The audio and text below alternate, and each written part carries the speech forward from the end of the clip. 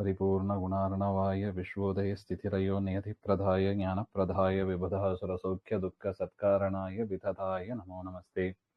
नरसिंहोऽखिलाज्ञानमतध्वान्तदिवाकरः जयत्यमितसज्ञानसुखशक्तिपयोनिधिः। आपदाम् अपहर्तारं दातारं सर्वसम्पदां लोकाभिरामं श्रीरामं भूयो भूयो नमाम्यहम्। व्यासाय भवनाशाय श्रीशाय गुणराशये हृद्याय शुद्धविद्याय मध्वाय च नमो नमः। यस्य श्रीहनुमान् अनुग्रहबलात् तीर्णाम्बुधिर्लीलया लङ्कां प्राप्य निशाम्य रामदयितां भङ्क्त्वा वनं राक्षसान् अक्षादीन् विनिहत्य वीक्षदशकं दग्ध्वा पुरीं तां पुनः तीर्णाब्धिः कपिभिर्युतो यं मनमत् तं रामचन्द्रं भजे। प्रथमो हनुमान् नाम द्वितीयो भीम एव च पूर्णप्रज्ञस्तृतीयस्तु भगवत्कार्यसाधकः। आपादमौलिपर्यन्तं गुरूणामाकृतिं स्मरेत् तेन विघ्नाः प्रणश्यन्ति सिद्ध्यन्ति च मनोरथाः। ಶ್ರೀಗುರುಭ್ಯೋ ನಮಃ. ಶ್ರೀಮದ್ಭಾಗವತ ತೃತೀಯ ಸ್ಕಂದ ದಶಮೋಧ್ಯಾಯದಲ್ಲಿ 19ನೇ ಶ್ಲೋಕ. ತಿರ್ಯಂ ಮನುಷ್ಯ ವಿಬುಧಾದಿಷು ಜೀವಯೋನಿಷು ಆತ್ಮೇಚ್ಛಯಾತ್ಮಕೃತಸೇತು ಪರೀಪ್ಸಯಾಯಃ ರೇಮೇ ನಿರಸ್ತ ರತಿರಪ್ಯುಪಲಬ್ಧ ಕಾಷ್ಟಸ್ತಸ್ಮೈ ನಮೋ ಭಗವತೆ ಪುರುಷೋತ್ತಮಾಯ. ಹಿಂದಿನ ಶ್ಲೋಕದಲ್ಲಿ ಪರಮಾತ್ಮ ಲಯವನ್ನು ತಂದುಕೊಡ್ತಾನೆ, ಅಂದರೆ ಮರಣವನ್ನು ತಂದುಕೊಡ್ತಾನೆ ಹಾಗೆಂತ ಹೇಳಿ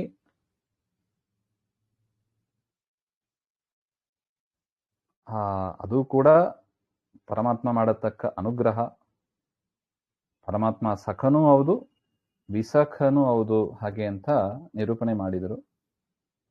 ಅದರ ಮೇಲೆ ನಾನು ತವಾಪಿ ಮಾರಕತ್ವೇನ ಯತ್ ಸರ್ವಪುರುಷೋತ್ತಮತ್ವಂ ಹರೇಹೇ ತದಯುಕ್ತಂ ತಸ್ಯ ತಿರ್ಯಗಾದಿಯೋನಿಷು ಜನನೇನ ವಿಷಯಭೋಗೇನ ಚ ಇತರ ಸಾಧಾರಣತ್ವಾದಿ ಇತ್ಯಾಶಂಕಾಂ ಪರಿಹರನ್ ಪುನಃ ಪ್ರಣಮತಿ.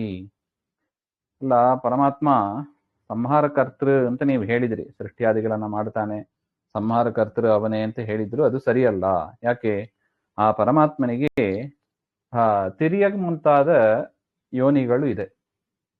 ತಿರ್ಯಗ್ ಅಂತಂದ್ರೆ ಅದೇ ಮೀನು, ಕೂರ್ಮ, ವರಾಹ, ಸಿಂಹ ಇತ್ಯಾದಿ ರೂಪಗಳನ್ನೆಲ್ಲ ದೇವರು ತೆಗೆದುಕೊಳ್ತಾನೆ. ಅದು ತಿರ್ಯಗ್ ಪ್ರಾಣಿಗಳ ಶರೀರ ಬರುತ್ತದೆ ಅವನಿಗೆ. ಹಾಗಿರುವಾಗ ನಿಮಗಿಂತ ಉತ್ತಮ ಅಂತ ಹೇಗೆ ಹೇಳಲಿಕ್ಕೆ ಸಾಧ್ಯ? ಅಷ್ಟು ಮಾತ್ರ ಅಲ್ಲ, ಅವನು ಅವತಾರವನ್ನ ಮಾಡಿ ಭೋಗವನ್ನು ಕೂಡ ಮಾಡ್ತಾನೆ. ಅದರಿಂದ ಬೇರೆಯವರಿಗೆ ಸಾಮಾನ್ಯವಾಗಿ ಇರತಕ್ಕ ಒಂದು ಐಡೆಂಟಿಫಿಕೇಶನ್ ಅದಲ್ಲ. ಭೋಗ ಮಾಡೋದು, ತಿರಿಯ ಯೋನಿಯಲ್ಲಿ ಬರೋದು, ಹುಟ್ಟೋದು, ಇದೆಲ್ಲ ದೊಡ್ಡವರಿಗೆ ಬರೋದಿಲ್ಲ, ಸಾಮಾನ್ಯರಿಗೆ ಬರತಕ್ಕದ್ದು. ಅದರಿಂದ ಪರಮಾತ್ಮ ಸಂಹಾರವನ್ನ ಮಾಡ್ತಾನೆ, ನಿಮಗಿಂತ ದೊಡ್ಡವ, ಇದೆಲ್ಲ ಹೇಗೆ ಹೇಳಲಿಕ್ಕೆ ಸಾಧ್ಯ ಹಾಗೆ ಅಂತ ಪ್ರಶ್ನೆ ಮಾಡಿ ಎಲ್ಲ ಅದು ಕೂಡ್ತದೆ ಅಂತ ಹೇಳಿ ಅಂತಹ ಪರಮಾತ್ಮನಿಗೆ ನಮಸ್ಕಾರ ಅಂತ ಈ ಶ್ಲೋಕದಲ್ಲಿ ಹೇಳ್ತಾ ಇದ್ದಾರೆ. ಅತ್ರ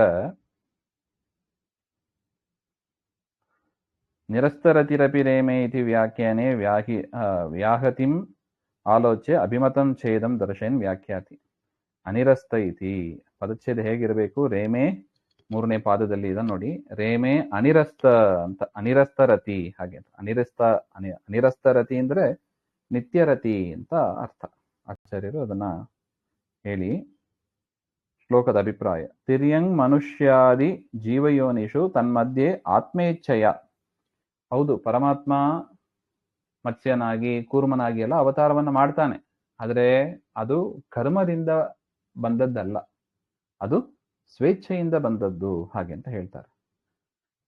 ನೋಡಿ, ಒಂದು ಜನ್ಮ ಅಥವಾ ಯಾವುದೋ ಒಂದು ಕೆಲಸ ಅದು ಬೈ ಫೋರ್ಸ್ ಬಂದ್ರೆ ಅದು ಪನಿಷ್ಮೆಂಟ್. ಈಗ ನೋಡಿ, ಅನ್ನ ಇಲ್ಲ ಹಾಗೆ ಅಂತ ಯಾರಾவது ಒಬ್ರು ಶಿಕ್ಷೆ ಕೊಟ್ರೆ ಅದು ಫೋರ್ಸ್ಫುಲ್ ಆಗಿ ಇರ್ತದೆ. ಏಕಾದಶಿ ನಾನು ಊಟ ಮಾಡೋದಿಲ್ಲ, ಅದು ಫೋರ್ಸ್ ಅಲ್ಲ, ಅದು ಸ್ವಾಭಾವಿಕವಾದದ್ದು, ಅದು ನ್ಯಾಚುರಲ್. ಅದು ಏಕಾದಶಿ ಊಟ ಬಿಡೋದಕ್ಕೂ ಬೇರೆಯವರು ನನಗೆ ಇವತ್ತು ಊಟ ಇಲ್ಲ, ಅನ್ನ ಹಾಕೋದಿಲ್ಲ ಅಂತ ಪನಿಷ್ಮೆಂಟ್ ಕೊಡೋದಕ್ಕೂ ಎರಡಲ್ಲೂ ಊಟ ಇಲ್ಲನೇ. ಆದರೂ ಕೂಡ ಒಂದು ಫೋರ್ಸ್ ಆಗಿ ಅದು ಶಿಕ್ಷೆ ರೂಪವಾಗಿ ಕರ್ಮ ರೂಪದಿಂದ ಬರದ್ದು, ಇನ್ನೊಂದು ಸ್ವಾಭಾವಿಕವಾಗಿ ಬರತಕ್ಕದ್ದು. ಹೇಗೋ ಅದೇ ತರ ಪರಮಾತ್ಮನಿಗೂ ಕೂಡ ಈ ಜನ್ಮ ಅಂದ್ರೆ ಮತ್ಸ್ಯಾವತಾರ, ಕೂರ್ಮಾವತಾರ ಇದೆಲ್ಲ ಕರ್ಮದಿಂದ ಬಂದದ್ದಲ್ಲ. ಅವನ ಪ್ರಾಚೀನ ಕರ್ಮ, ಅವನ ಯೋಗ್ಯತೆ, ಅದರಿಂದ ಅವನು ಆ ರೀತಿಯಾಗಿ ಬರಬೇಕು ನಮಗೆ ಇದ್ದಾಗೆ ಹಾಗೆ ಅಂತ ಇಲ್ಲ. ಅವನು ಸ್ವೇಚ್ಛೆಯಿಂದ ತೆಗೆದುಕೊಳ್ತಾನೆ. ಹೇಗೆ ಸ್ವೇಚ್ಛೆಯಿಂದ ನಾವು ಏಕಾದಶಿ ಊಟ ಬಿಡ್ತೀವಿ, ಅದು ಪನಿಷ್ಮೆಂಟ್ ಅಲ್ಲ, ಅದು ಪರಮಾತ್ಮನ ಪ್ರೀತಿಗಾಗಿ ಮಾಡತಕ್ಕ ಒಂದು ವ್ರತ. ಅದು ಹೇಗೋ ಅದೇ ತರ ಆತ್ಮೇಚ್ಛೆಯ ನತು ಕರ್ಮಣ ಅವತೀರ್ಯ, ಈ ರೀತಿಯಾಗಿ ಪರಮಾತ್ಮ ಅವತಾರವನ್ನು ಮಾಡ್ತಾನೆ. ಆಯ್ತು, ಮಾಡಿದ್ದು ಮತ್ತೆ ಭೋಗ ಮಾಡ್ತಾನಲ್ಲ ಅದರಲ್ಲಿ. ಹಾಗೆಂದ್ರೆ ನೋಡಿ, ಕೃಷ್ಣಾವತಾರದಲ್ಲಿ ಆ ಬ್ರಾಹ್ಮಣ ಸ್ತ್ರೀಯರು ಅವರು ಕೊಟ್ಟ ಆಹಾರವನ್ನೆಲ್ಲ ಪರಮಾತ್ಮ ಸ್ವೀಕಾರ ಮಾಡ್ತಾನೆ. ಮತ್ತು ಗೋವರ್ಧನ ಬೆಟ್ಟವನ್ನ ಎತ್ತುವ ಸಂದರ್ಭದಲ್ಲಿ ತತ್ಪೂರ್ವದಲ್ಲಿ ಗೋಪಾಲರೆಲ್ಲ ಸೇರಿ ಒಂದು ಯಾಗ ಮಾಡ್ತಾರೆ. ಆ ಯಾಗದಲ್ಲಿ ಪರ್ವತದಲ್ಲಿ ತಾನೇ ಒಂದು ರೂಪದಲ್ಲಿ ಸೇರಿಕೊಂಡು ಪರಮಾತ್ಮ ಎಲ್ಲವನ್ನು ಭೋಗ ಮಾಡಿದ ಅಂತ ಭಾಗವತದಲ್ಲಿ ದಶಮಸ್ಕಂದದಲ್ಲಿ ತಿಳಿಸ್ತಾರೆ. ಹಾಗಿರುವಾಗ ಪರಮಾತ್ಮ ಭೋಗವನ್ನು ಮಾಡ್ತಾನಲ್ಲ, ಅದು ಸಾಮಾನ್ಯರಂತೆ ಆಯ್ತು. ಅದು ಬ್ರಹ್ಮದೇವರಿಗಿಂತ ಉತ್ತಮರಾದವರು ನೋಡಿ. ಬ್ರಹ್ಮದೇವರು ಶ್ರೀನಿವಾಸ ಕಲ್ಯಾಣದಲ್ಲಿ ಅದು ಬರುತ್ತದೆ. ಆ ಧರಣಿ ದೇವಿ ಅಂದ್ರೆ ಆಕಾಶರಾಜನ ಮಡದಿ, ಅವರು ತಂದು ಅನ್ನವನ್ನು ಕೊಡ್ತಾರೆ, ಹಾಲನ್ನವನ್ನು ಕೊಡ್ತಾರೆ. ಹಾಲನ್ನವನ್ನು ಕೊಟ್ರೆ ಬ್ರಹ್ಮದೇವರು ಸಣ್ಣ ಮಗು ರೂಪದಲ್ಲಿ ಇದ್ದರು, ಪರಮಾತ್ಮ ಕೊರವಂಜಿ ರೂಪದಲ್ಲಿ ಬಂದಿರ್ತಾನೆ. ಆ ಮಗುವಿನ ರೂಪದಲ್ಲಿ ಇದ್ದ ಬ್ರಹ್ಮದೇವರು ಆ ಅನ್ನವನ್ನ ನಾನು ತಿನ್ನಲ್ಲ ಅಂತ ಹೇಳ್ಬಿಟ್ರು. ಪರಮಾತ್ಮ ಆ ಕೊರವಂಜಿ ರೂಪದಲ್ಲಿ ಇದ್ದ ಪರಮಾತ್ಮ ಬ್ರಹ್ಮದೇವರಿಗೆ ಒಂದು ಏಟನ್ನು ಕೊಟ್ಟು, ರಾಜರ ಮನೆಯ ಊಟ ಇದು, ನಿನಗೆ ಇದರ ಬೆಲೆ ಗೊತ್ತಿಲ್ಲ ಅಂತ ಹೇಳಿ ನಾನೇ ತಿಂತೀನಿ ಅಂತ ಪರಮಾತ್ಮ ಕೊರವಂಜಿ ರೂಪದಲ್ಲಿ ತಾನೇ ತಿಂದ್ಬಿಟ್ಟ. ನೋಡಿ, ಬ್ರಹ್ಮದೇವರು ಕೂಡ ತಿನ್ನಲ್ಲ. ಯಾಕೆ ಬ್ರಹ್ಮದೇವರು ಯಾಕೆ ತಿನ್ನಲ್ಲ? ಅದು ಮನುಷ್ಯರನ್ನ ಅಂತ ಬಿಟ್ರು ಅವರಷ್ಟೇ. ಮನುಷ್ಯರನ್ನ, ಸಾಮಾನ್ಯ ದೇವತೆಗಳು ಮನುಷ್ಯರನ್ನವನ್ನು ಬಯಸೋದಿಲ್ಲ.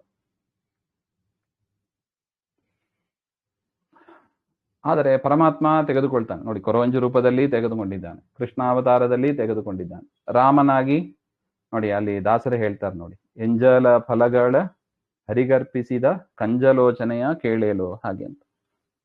ಶಬರಿ ಕೊಟ್ಟ ಹಣ್ಣನ್ನು ಪರಮಾತ್ಮ ಸ್ವೀಕಾರ ಮಾಡಿದ ಹಾಗೆ ಅಂತ ಹೇಳ್ತಾರೆ.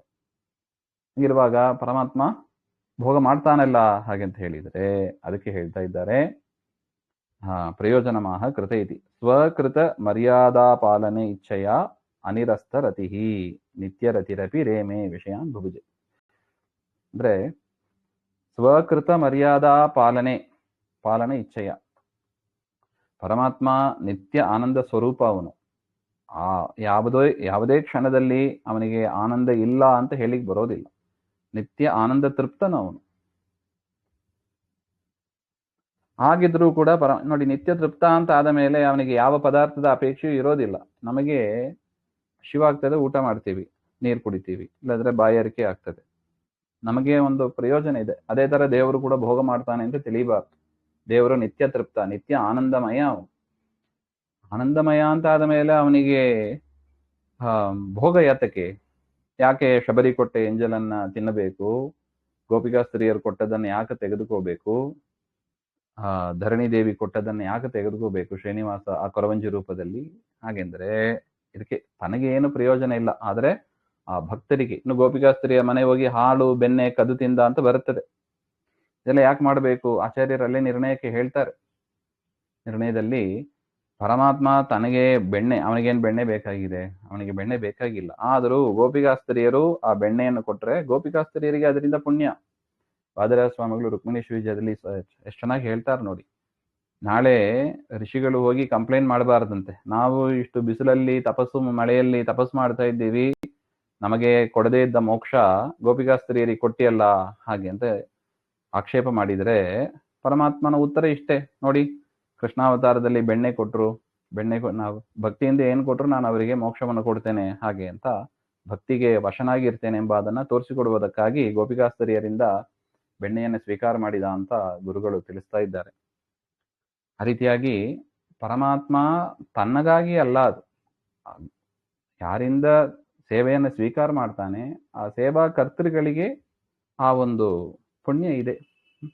ಅದರಿಂದ ಪರಮಾತ್ಮ ಮಾಡ್ತಾನೆ, ವಿಷಯ ಭೋಗವನ್ನು ಮಾಡ್ತಾನೆ ಹೊರತು ಅವನು ವಿಷಯ ಬಯಕೆಯಿಂದ ಅಥವಾ ಕರ್ಮದಿಂದ ವಿಷಯ ಭೋಗವನ್ನು ಮಾಡ್ತೇನೆ ಅಂತ ತಿಳಿಬಾರದು ಅಂತ ಬ್ರಹ್ಮದೇವರು ಎಚ್ಚರಿಸ್ತಾ ಇದ್ದಾರೆ. ನೋಡಿ, ಇದೆಲ್ಲ ದೇವರ ಬಗ್ಗೆ ನಾವು ಸರಿಯಾಗಿ ತಿಳ್ಕೋಬೇಕಾದ ಒಂದು ವಿಚಾರ. ನಾವು ತಿಳ್ಕೋಬೇಕು, ಸುತ್ತಮುತ್ತ ಇರುವವರಿಗೂ ಇದನ್ನು ಹೇಳಬೇಕು ಮನೆಯಲ್ಲಿ. ಅಂದ್ರೆ ದೇವರು ಅಂದ್ರೆ ಇದೆಲ್ಲ ಸರಿಯಾಗಿ ಅರ್ಥನೆ ಮಾಡ್ಕೊಳ್ಳೋದಿಲ್ಲ. ಆ ಪರಬ್ರಹ್ಮ ತತ್ವ, ಪರತತ್ವ ಪರಮಾತ್ಮ ಇದ್ದಾನಲ್ಲ, ಪರತತ್ವವನ್ನ ಸರಿಯಾಗಿ ತಿಳ್ಕೋಬೇಕು ತಪ್ಪಿಲ್ಲದೆ. ನಮಗೂ ದೇವರಿಗೂ ಎಷ್ಟು ವ್ಯತ್ಯಾಸ ಇದೆ ಹಾಗೆ ಅಂತ. ಅದರಿಂದಲೇ ಜೀವ ಬ್ರಹ್ಮ ಒಂದು ಅಂತ ಹೇಗೆ ಹೇಳಿಕ್ ಬರ್ತದೆ? ಹೇಳಿಕ್ ಬರೋದಿಲ್ಲ. ದೇವ್ರದ್ದು ಎಲ್ಲವೂ ಡಿಫರೆಂಟ್, ವಿಲಕ್ಷಣವಾಗಿ ಇರುತ್ತದೆ. ನಿತ್ಯ ರತಿ ಅವನು ಹಾಗೆ ಅಂತ.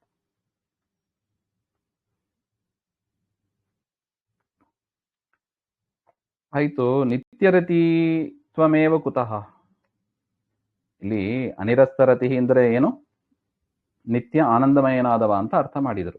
ಅದಾದರೂ ಹೇಗೆ ಕೂಡುತ್ತದೆ ಹಾಗೆ ಅಂದ್ರೆ ಉಪಲಬ್ಧ ಕಾಷ್ಟ. ವೇದಾದಿಗಳಲ್ಲಿ ತಿಳಿದು ಬರ್ತಾ ಇದೆ, ಶ್ರುತ್ಯಾದಿಭಿ ಉಪಲಬ್ಧ.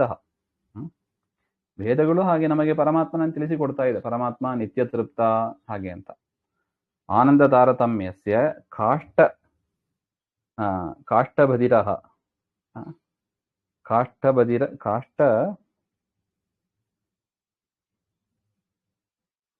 ಕಾಷ್ಟೌ ಅಧಿ ಅಂದ್ರೆ ಅಪರಿಚ್ಛಿನ್ನ ಆನಂದ ಯಸ್ಯ. ಆ ತಾರತಮ್ಯ ಲಿಸ್ಟ್ ಅಲ್ಲಿ ಟಾಪ್ ಅಲ್ಲಿ ಇದ್ದಾನೆ ದೇವರು. ಅದರಿಂದ ದೇವರು ಆನಂದ ಸ್ವರೂಪ ಅವನು.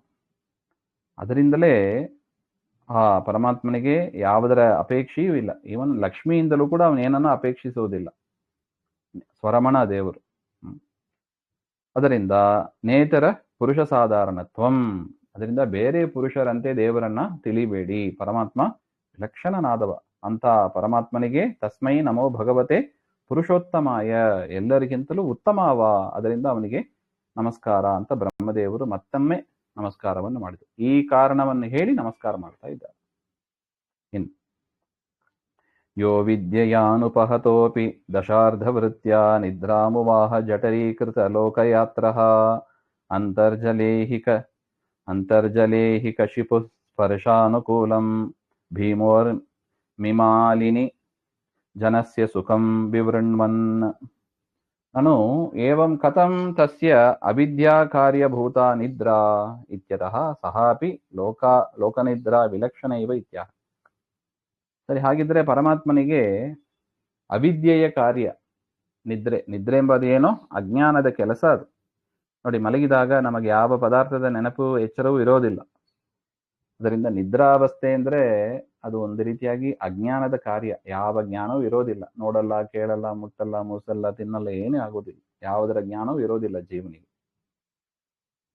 ಕನಸಿನಲ್ಲಿ ಕೆಲವು ಪದಾರ್ಥಗಳನ್ನ ಕಾಣ್ತಾನೆ, ಅದಾದ ಮೇಲೆ ಗಾಢ ನಿದ್ರೆಯಲ್ಲಿ ಅದು ಇರೋದಿಲ್ಲ. ಈ ರೀತಿಯಾಗಿ ನಿದ್ರೆ ಎಂಬುದು ಅದು ಅವಿದ್ಯೆಯ ಕಾರ್ಯ. ಅದು ತಮಸ್ಸು. ಸಾಪಿ ಲೋಕನಿದ್ರಾ ವಿಲಕ್ಷಣ.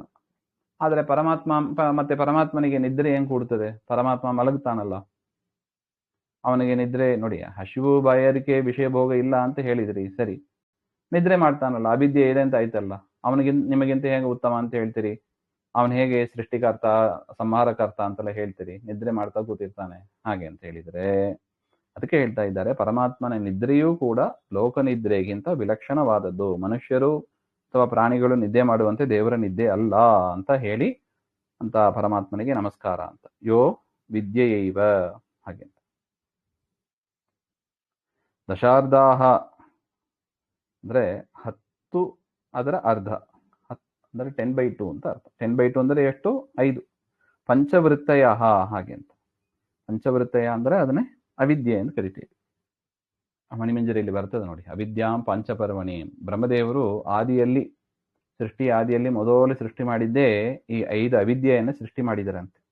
ಯಾವುದದು 5 ಅವಿದ್ಯೆ ಹಾಗೆಂದ್ರೆ ಮೋಹ, ಮಹಾಮೋಹ, ಅಜ್ಞಾನ, ತಮಸ್ಸು, ಮೋಹ, ಮಹಾಮೋಹ, ತಮಸ್ಸು, ಮೋಹ, ಮಹಾಮೋಹ, ತಾಮಿಶ್ರ, ಅಂಧತಾಮಿಶ್ರ. ಅಂದ್ರೆ ಇದು ಅಜ್ಞಾನದ 5 ಪರ್ವ ಅಂತ ಹೇಳ್ತಾರೆ. ತಮಸ್ಸು, ಮೋಹ. ತಮಸ್ಸು ಅಂದರೆ ಏನು?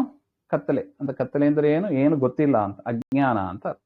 ಏನು ಗೊತ್ತಿಲ್ಲ, ಅದನ್ನ ತಮಸ್ಸು ಅಂತ ಕರಿತೀವಿ.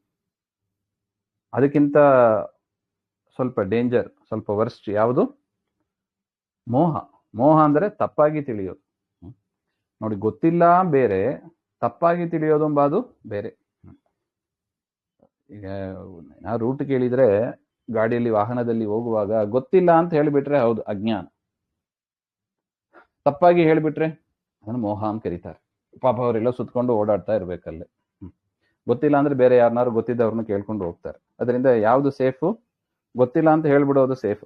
ಕರೆಕ್ಟಾಗಿ ಗೊತ್ತಿಲ್ಲ ಅಂದ್ರೆ, ಗೊತ್ತಿದ್ರೆ ಹೇಳ್ಬೋದು, ಕರೆಕ್ಟ್ ಗೊತ್ತಿದ್ರೆ ಹೇಳ್ಬೋದು. ಅದರಿಂದ ತಮಸ್ಸಿಗಿಂತ ಸ್ವಲ್ಪ ಡೇಂಜರ್ ಯಾವುದು? ಮೋಹ.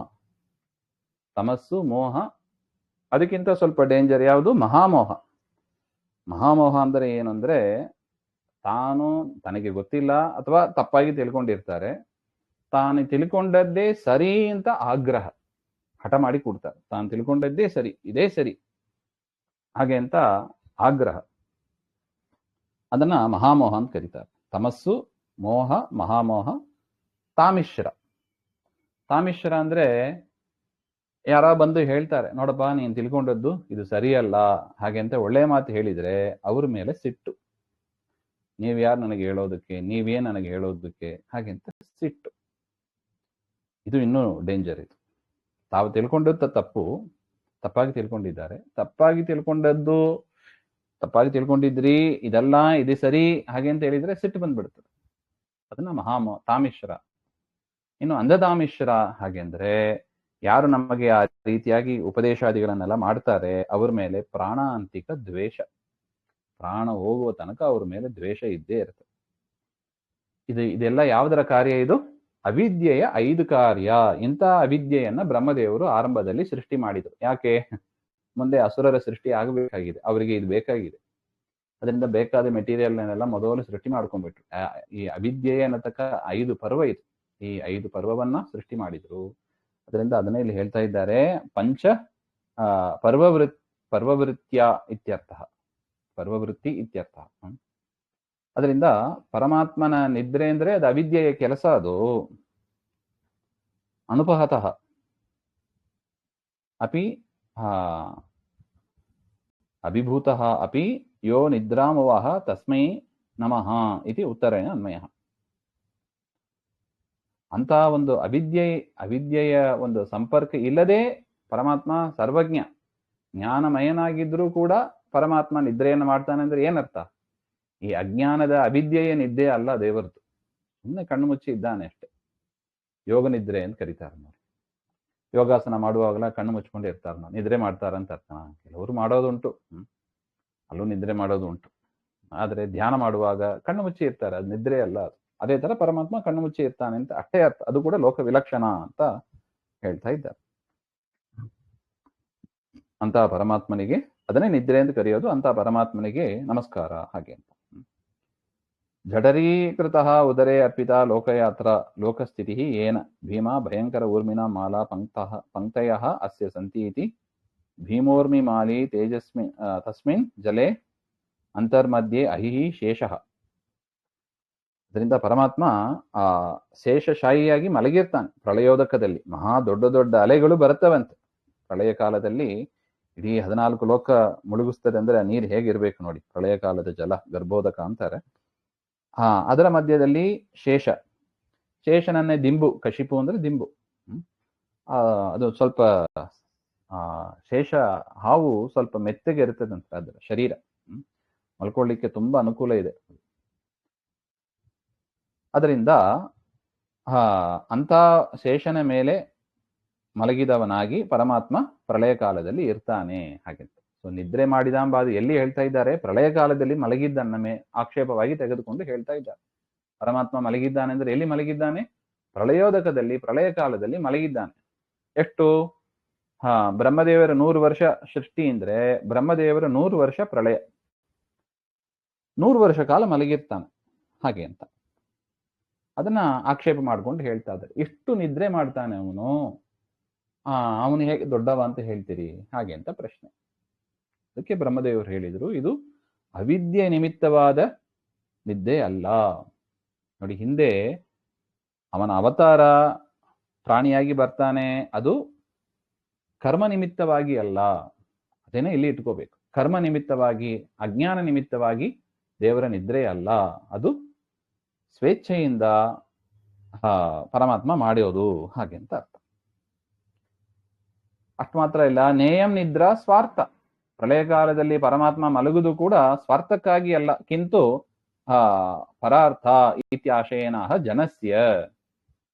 ಸ್ವನಿದ್ರಾ ಸಮಯೇ ಜನಾನಾಮಪಿ ಸುಪ್ತಿಂ ಪ್ರದಾಯ. ತಾನು ಯೋಗ ನಿದ್ರೆಯಲ್ಲಿ ಪ್ರಳಯ ಕಾಲದಲ್ಲಿ ಮಲಗಿರುವಾಗ ಜನರಿಗೂ ಕೂಡ ಪರಮಾತ್ಮ ಸುಪ್ತಿಯನ್ನು ಕೊಡ್ತಾನೆ. ಸುಪ್ತಿಯನ್ನು ಕೊಟ್ಟ ಅಂದ್ರೆ ಏನರ್ಥ? ತತ್ ಸ್ವರೂಪಂ ಸುಖಾನುಭವಂ ಪ್ರಾಪಯನ್. ನಿದ್ದೆ ಕಾಲದಲ್ಲಿ ನಮಗೆ ಸ್ವರೂಪ ಅಭಿವ್ಯಕ್ತ ಆಗ್ತದೆ, ಅದರಿಂದಲೇ ನಿದ್ರೆ ಅಷ್ಟು ಆನಂದವಾಗಿ ಇರುತ್ತದೆ ಸಜ್ಜನರಿಗೆ.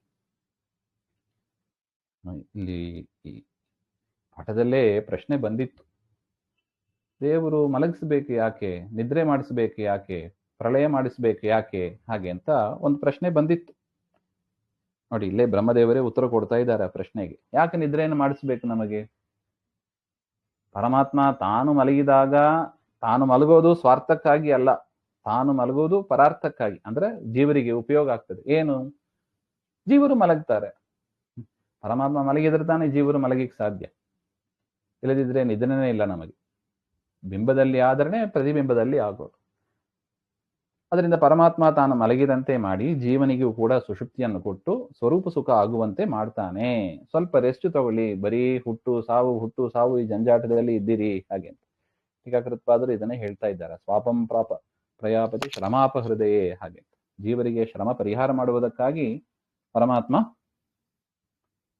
ಪ್ರಳಯವನ್ನು ಮಾಡಿಸಿ ನಿದ್ರೆಯನ್ನು ಕೊಡ್ತಾನೆ ಹಾಗೆ ಅಂತ. ನೋಡಿ, ಇಲ್ಲಿ ಭಾಗವತದಲ್ಲೇ ಇದೆ ಆ ಮಾತು. ಭಗವನ್ ನಿದ್ರಾಯ ಲೋಕನಿದ್ರೆಯ ವಿಲಕ್ಷಣ. ಅದರಿಂದ ದೇವರ ನಾವು ನಿದ್ರೆ ಮಾಡೋದು ನಮ್ಮ ಉಪಕಾರಕ್ಕಾಗಿ. ನಾವು ನಿದ್ರೆ ಮಾಡಿದರೆ ಬೇರೆಯವರಿಗೆ ಉಪಯೋಗ ಆಗ್ತದಾ? ಇಲ್ಲ. ಆದರೆ ದೇವರು ನಿದ್ರೆ ಮಾಡಿದರೆ ಬೇರೆಯವರಿಗೆ ಉಪಯೋಗ ಆಗ್ತದೆ ಹಾಗೆ. ಅದರಿಂದ ಇನ್ನೊಬ್ಬರ ಸುಖಕ್ಕಾಗಿ ಪರಮಾತ್ಮ ಯೋಗ ನಿದ್ರೆಯನ್ನು ಮಾಡ್ತಾನೆ. ಅದರಿಂದ ಲೋಕದ ನಿದ್ರೆ ಅಂತೆ ದೇವರ ನಿದ್ರೆ ಅಲ್ಲ. ನೋಡಿ, ಲೋಕದಲ್ಲಿ ನಹಿ ಲೋಕೆ ನಿದ್ರಾಣ ಅವಿದ್ಯೆಯ ಅನುಪಹತಃ. ಅವಿದ್ಯೆಯಿಂದ ಕೂಡಿದ್ದು. ನಮ್ಮ ನಿದ್ದೆ ಎಂಥದ್ದು? ಅವಿದ್ಯೆಯ ಕಾರ್ಯ ಅದು. ದೇವರಲ್ಲಿ ಅವಿದ್ಯೆಯ ಕಾರ್ಯ ಅಲ್ಲ ಅದು. ನಾಪಿ ಜಠರೀಕೃತ ಲೋಕಃ. ನಾವು ಮಲಗಿದಾಗ ಊಟವನ್ನ ಬೇಕಾದ್ರೂ ಹೊಟ್ಟೆಯಲ್ಲಿ ಇಟ್ಕೊಂಡಿರ್ತೀವಿ ಹೊರತು ಇಡೀ ಲೋಕವನ್ನ ಹೊಟ್ಟೆಯಲ್ಲಿ ಇಟ್ಕೊಂಡಿರ್ತೀವ? ದೇವರು ಹಾಗೆಲ್ಲ. ದೇವರು ಮಲಗಿದ ಹಾಗೆ ಅಂದ್ರೆ ಇಡೀ ಲೋಕ ದೇವರ ಹೊಟ್ಟೆಯಲ್ಲಿ, ಎಲ್ಲಾ ಜನರು ದೇವರ ಹೊಟ್ಟೆಯಲ್ಲಿ ಇರ್ತಾರೆ. ಎಷ್ಟು ವಿಲಕ್ಷಣ ನೋಡಿ, ನಮ್ಮ ನಿದ್ರೆಗೂ ದೇವರ ನಿದ್ರೆಗೂ ಎಷ್ಟು ವ್ಯತ್ಯಾಸ ಅಂತ ಡಿಫರೆನ್ಶಿಯೇಟ್ ಮಾಡ್ತಾ ಇದ್ದಾರೆ. ನಮ್ಮ ನಿದ್ರೆ ಅವಿದ್ಯೆಯ ಪ್ರಭಾವ, ದೇವರ ನಿದ್ರೆ ಅವಿದ್ಯೆಯ ಪ್ರಭಾವ ಅಲ್ಲ. ನಾವು ಮಲಗಿದಾಗ ಊಟ ಮಾಡಿ ಮಲಗ್ತೀವಿ ಅಷ್ಟೇ, ದೇವರು ಮಲಗಿದಾಗ ಇಡೀ ಬ್ರಹ್ಮಾಂಡ ದೇವರ ಹೊಟ್ಟೆಯಲ್ಲಿ ಇರುತ್ತದೆ ಹಾಗೆ. ನವಾ ಅಂತರ್ಜಲೇಹಿ ಶರೀರೆ ಅಹಿ ಶರೀರೆ ವಾ ನಿದ್ರಾತ್. ನಾವು ಮಲಗಿದಾಗ ಬೆಡ್ರೂಮ್ ಅಲ್ಲಿ ಮಲಗ್ತೀವಿ ಹೊರತು ನೀರಿನ ಮಧ್ಯದಲ್ಲಿ ಹೋಗಿ ಮಲಗ್ತೀವಾ? ಯಾರು ಮಲಗಬೇಕು ಅಂತ ನೀರಿನ ಮಧ್ಯದಲ್ಲಿ ಹಾಸಿಗೆ, ಅದು ಶೇಷನ ಮೇಲೆ ನಿದ್ರೆ ಮಾಡ್ತೀವಿ ಅಂತ ಯಾರಾದ್ರೂ ಬೆಡ್ ಹಾಕೊಂಡು ಸಮುದ್ರದ ಮೇಲೆ ಮಲಗಿದ್ದು ನೋಡಿದ್ದೀರಾ? ಎಷ್ಟು ವಿಲಕ್ಷಣ ನೋಡಿ, ನಮ್ಮ ನಿದ್ರೆಯು ದೇವರ ನಿದ್ರೆಯು ಅಂತ ಪಟ್ಟಿ ಮಾಡ್ತಾ ಇದ್ದಾರೆ ಯಾದವಾರ್ಯರು. ನಾಪಿ ಪರೇಶಾಂ ಸುಖಾರ್ಥಂ. ನಾವು ನಿದ್ರೆ ಮಾಡುವುದು ನಮ್ಮ ಸುಖಕ್ಕಾಗಿ, ದೇವರು ನಿದ್ರೆ ಮಾಡುವುದು ಇನ್ನೊಬ್ಬರ ಸುಖಕ್ಕಾಗಿ. ಅದರಿಂದ ನಾವು ಮಾಡಿದ ನಿದ್ರೆಯಂತೆ ದೇವರ ನಿದ್ರೆ ಅಂತ ತಿಳಿಬೇಡಿ ಹಾಗೆ ಅಂತ ಬ್ರಹ್ಮದೇವರು ಹೇಳಿ ಅಂತ ಪರಮಾತ್ಮನಿಗೆ ನಮಸ್ಕಾರ ಹಾಗೆ ಅಂತ ಹೇಳ್ತಾ ಇದ್ದಾರೆ. ಮತ್ತೆ ನೋಡೋಣ. ಶ್ರೀಮಧ್ವಾಂತರ್ಗತ ಶ್ರೀ ಕೃಷ್ಣಾರ್ಪಣಮಸ್ತು. ಶ್ರೀ ಹರೇ.